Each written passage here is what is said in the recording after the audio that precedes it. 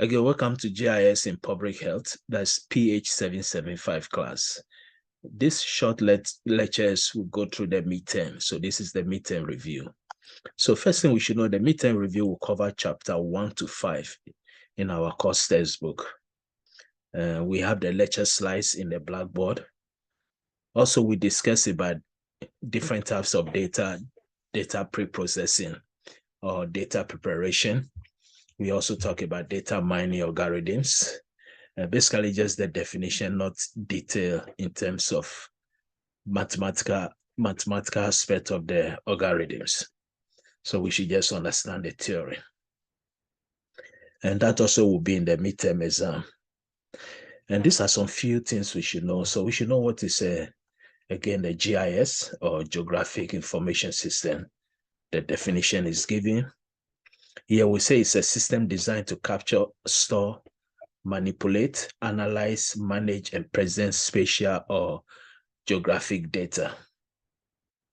And also according to CDC, GIS or Geographic Information Systems are computer-based tools used to store, visualize, and also analyze and interpret geographic or spatial data.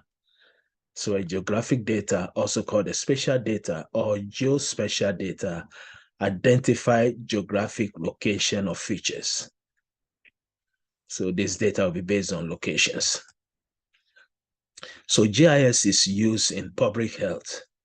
Now for the exams or the midterm exams, we can give some few examples where we think GIS can be used in public health scenario, especially in the field of epidemiology. So for example, here we say public health uses of GIS, including tracking child immunizations, conducting health policy research, and also establishing service areas and districts. Also, GIS provide a way to move data from the project level so that it can be used by the entire organization.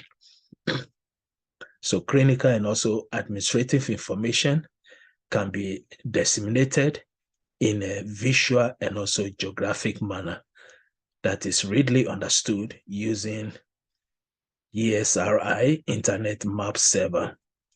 In this course, we are going to use the QGIS, which we're going to start right after the midterm, the hands-on part of the course. And also we're going to have a group project, or if you want it as individual, that's fine also. So these are some few important terms we should know for the midterm. For example, what is digital image processing, photogrammetry, and also geodesy. Types of mapping, which was covered chapter 5. So we should know what is again corporate map, dot map, color map, points, polygons, and also lines. We should also understand the concept of a latitude or longitude and coordinated system. To cover this around somewhere chapter 3. Also, we should understand the cluster of health events and mapping. We discuss about different types of mapping. So an unusual aggregation, whether real or perceived, of health events that are grouped together in the time and space and that are reported to health agency. So clusters of health events, an example such as the chronic diseases or injuries and birth defects are often reported to health agencies also. And also the health agents will not be able to demonstrate an excess of the condition in question or establish an etiologic linkage to an exposure.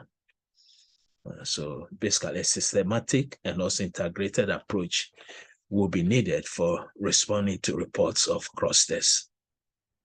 So again, we should understand the concept of cluster of health events and also the mapping.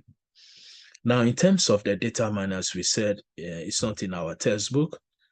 So I posted some few YouTube videos, 3 link videos. You can take a look at it. And these videos will teach us what is data and also different types of data and different types of data mining algorithm. Again, we are not going detail, just the concept. For example, we should know what is classification algorithm, cross-storing, etc. Also, geomapping reveals environment influence on behavior and also cancer risk. Again, this link discusses about this topic. And this is also a YouTube video. And the layers of Asia, this is also a YouTube video about GIS journey through our world. And we have some few videos, again, YouTube about GIS. So take a look at them and hopefully it will help us prepare for the midterm. Now, in terms of the group projects, you can take a look on the group project here. Again, since we are taking this class online, we give an option to students. If you want to have at least 2 or 3 groups, that's fine. If you want to do it as individuals, so that's okay, since we are offering it online. So in the group project, by now, we're almost middle of the semester. By now, we should select the public health problem or disease and describe how GIS is used to solve the problem. Now, your project can be hands-on project using the QGIS or GIS.